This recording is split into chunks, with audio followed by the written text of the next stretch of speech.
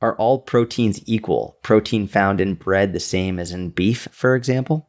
No, they're not equal.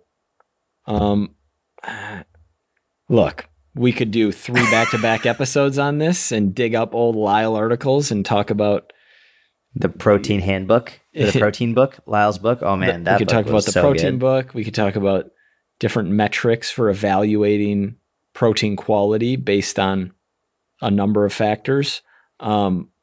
If you're getting enough protein in total grams in your diet and you're eating a variety of protein sources, so that means you're not completely eliminating multiple food groups following a completely vegan diet, for example,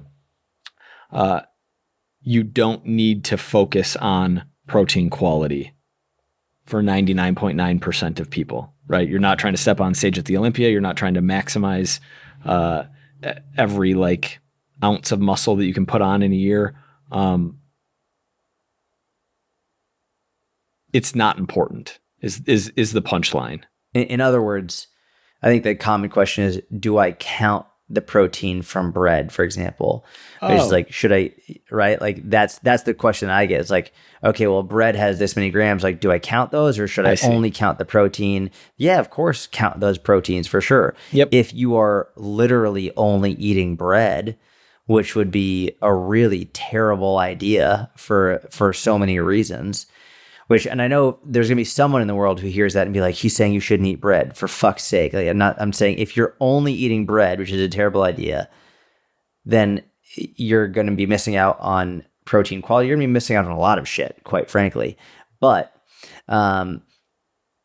if you have, I don't know, 2 slices of bread at lunch in a sandwich and it has, 8 grams of protein or 12 grams of protein, then absolutely count those tag-along proteins. If you have like a turkey sandwich, yeah, those count towards your protein for the day, for sure. Yeah, I understand the question now. It was less about like, do lower quality protein sources count as much as an egg or beef, etc., something with an amino acid structure more beneficial for gaining muscle, something higher in the amino acid leucine, to simplify things a little bit.